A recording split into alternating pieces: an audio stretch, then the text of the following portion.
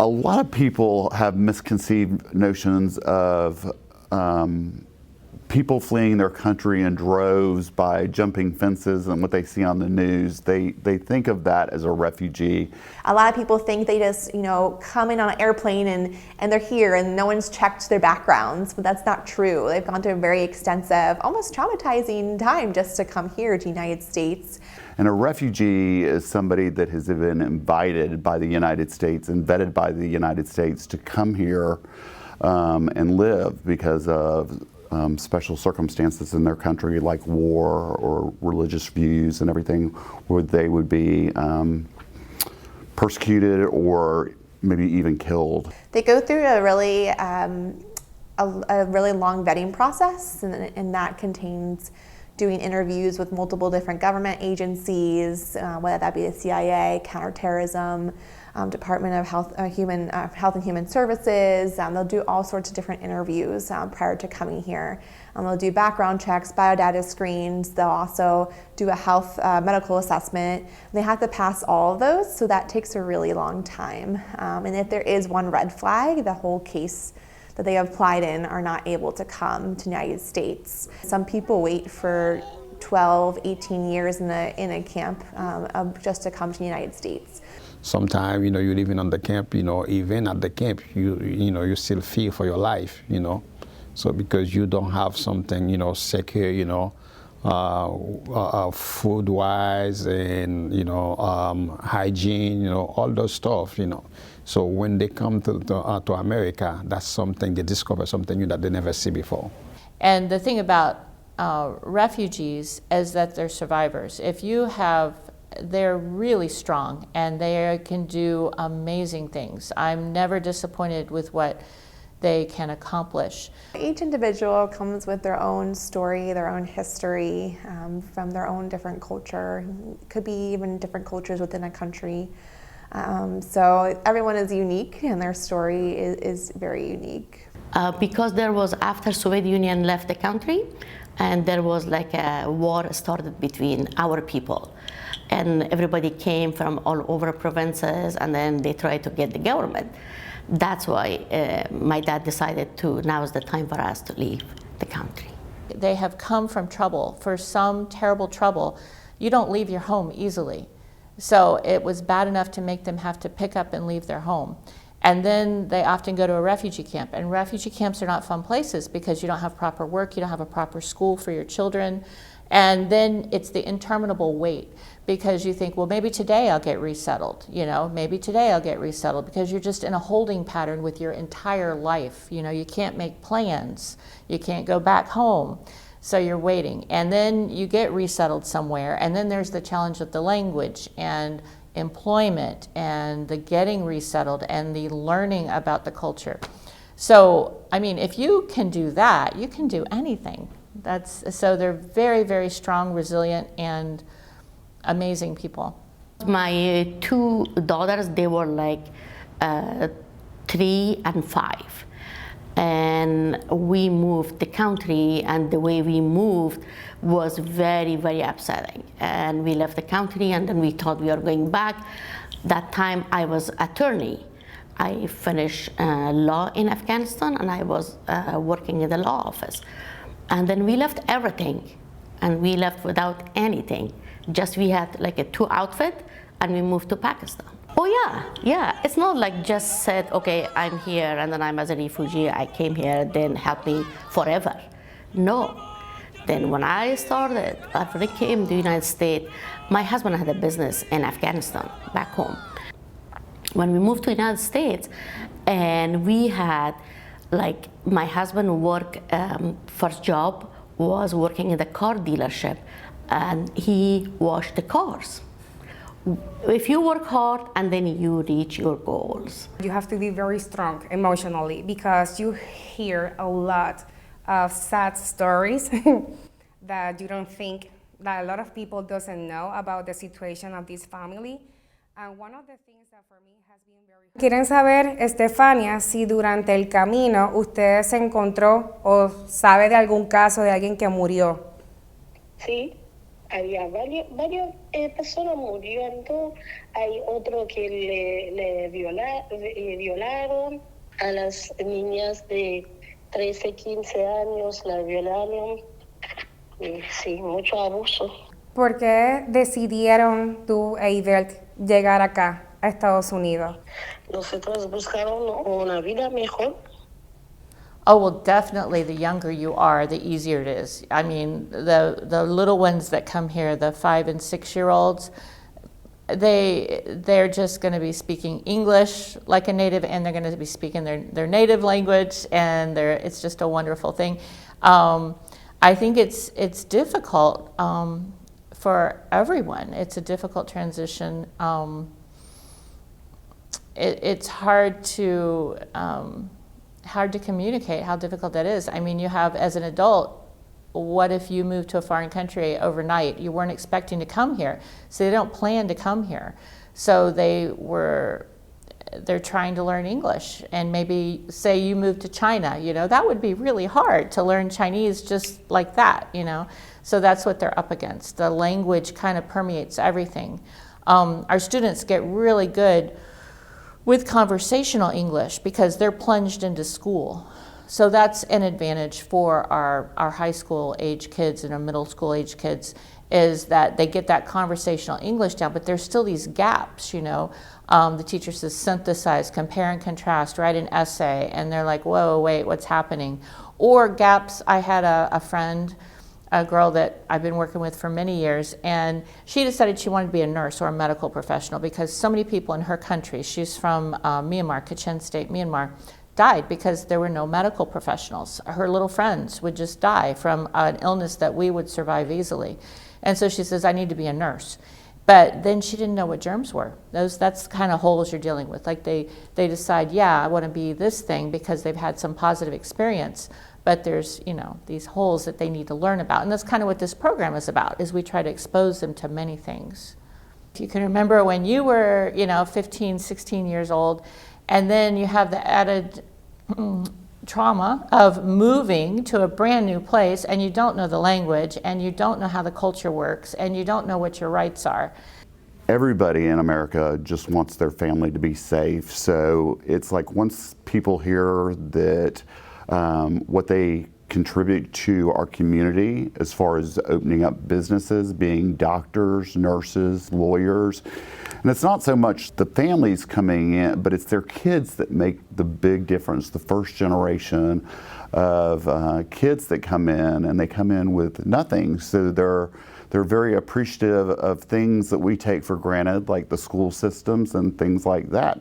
Yeah, right now we are in what's called a sprint to resettle all of our Afghan evacuees that are sitting on U.S. military bases, and we are to resettle them by the end of February. So we have a very large Afghan population coming through.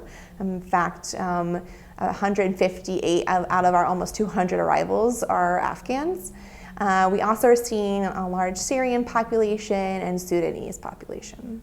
As a person, I do feel it is a human right to live in safety and peace, and not just to survive each day, but to thrive.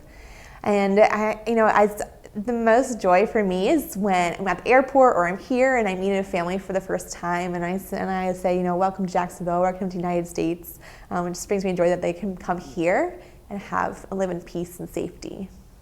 Well, over the past 4 years, the resettlement in general around the nation, the resettlement programs have been decimated due to political, the political clout that is around resettlement. But with the new administration in office in the White House, that has changed. So we've gone from having almost no arrivals to having a really large amount of arrivals in a very small period of time. So it's been crazy to be able to build capacity really, really fast. Fiscal year 20, we only had 64 people travel. Since October 1, we've had almost 200 people travel this year. So in a few months, we've had more arrivals than we've had in the past almost 4 years combined. So it's been very challenging for us to build up our capacity, rebuild the programs that were decimated over the past administration. After they've resettled here, they get a little green envelope in their first 90 days that has their plane ticket that they flew in on and the apartment setups and the things that we've done for them, and they have to pay that back to the United States government, or it'll go on their credit report. So again, this is something people think that they're getting a free ride into our country, and that's not the case. So they're just appreciative to be in a safe environment, have peace, be in a, Jacksonville is a very friendly city for our population and very open and inviting. So it brings, again, a lot of culture, diversity, which brings neat restaurants and neat venues and different things that we haven't seen. So it enriches our city a lot. Refugees have a higher retention rate in jobs, so they stay in jobs longer than U.S.-born citizens. And that costs, that for employers, that's great, because every time someone leaves, that costs them a lot of money. That's money that's walking out the door. There's cost to bring on somebody, anywhere from $3,000 to $4,500 by the time that you get a name tag on somebody's shirt and everything. So you're having to pay somebody those benefits to come in and work for you. And so if their turnover's 200 people, and if we can save them 50%, you're saving them $300,000 a year. Also, they have a higher entrepreneurial spirit, so they are more likely to start businesses, which provide services to our community, but also provide jobs to our community as well. They are very highly likely to buy houses, to buy cars. They contribute to local, state, and federal taxes, and they bring a lot of revenue into the tax system. They make nice contributions to our community as far as buying houses, paying taxes. People don't realize the gravity of how much that they make our community richer. All volunteers make it happen, everything in the program. I'm just kind of leading this, and it's just volunteers. We have people that come and mentor. We have people that come and lead workshops and lend their skills to this and donate supplies, and it's just all volunteer run. That's a big challenge too. We're always looking for monetary donations or in-kind donations. We set up their apartments, and we want to make sure everything in their apartments are donated, so we don't have to charge their account. So we want them to use their welcome money for rent or for utilities, not for a couch. So that's one thing the community can get involved in, is donating their furniture or even helping us set up furniture in our apartments. There's a lot of work that we can't do by ourselves without volunteers, because we are a smaller staff and we need to utilize volunteers to help with transportation, with apartment setups, airport pickups, mentoring families, being able to spend one-on-one times with families. So being able to donate and volunteer are very large components of the work that we do here. It's not hard to give of your time and share what you know with someone new, and it's really a lot of fun. It will enrich your life more than you will even know. It's to show them love, because those people, or those immigrants, before they came to the United States, they've been through a lot. Some of them been living on the camp for a couple of years. Some of the kids that I deal with, they were born at the camp. They didn't know nothing than the camp where they were born.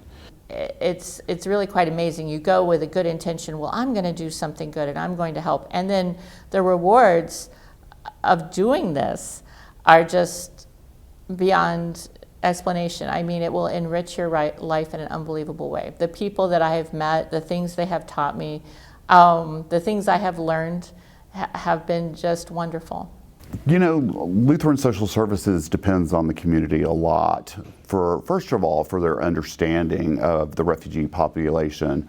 But we can always use volunteers to do apartment setups to help us with our work, getting people to job appointments or helping them on bus routes or helping our refugee population be able to. And of course, donations are always helpful. They allow us to actually put the money to work where we need it most. So a lot of people think, clothing would be one of those things, but it's a very personal choice. So it's neat when people are able to give dollars, and our admin rate, which I'm very happy to say, is 10%. So that's the gold star standard of refugee services. So It's very rewarding to be able to come to work every day and to be able to help somebody, for the good. This organization is really working, and I love to work here.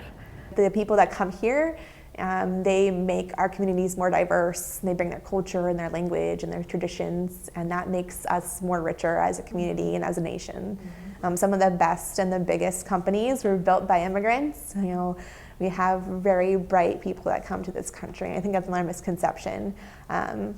That people just come and free ride off the government, and that's not true. They contribute. They're very smart individuals. They're very hardworking. They have a hardworking work ethic. the thing that drives me is really being able to help our community in a big way. And what we do, or what I do every day, is look for opportunities to grow our agency as far as our services. We're able to offer 8 major services here at Lutheran Social Services. And then we have partnerships without the community, like with Ascension Healthcare. So they bring a mobile vehicle once a month, and we're looking at other partnerships throughout the community. But it's making our community a better place. I started out as a volunteer 14 years ago here. And I worked my way up through all the different departments that we have here. And refugee was one of my fondest. But I think seeing clients succeed in life and seeing that sparkle in their eye where they've achieved their dreams and they come back and they get to tell me about it, that's very fulfilling. I think that's one of the most fulfilling things.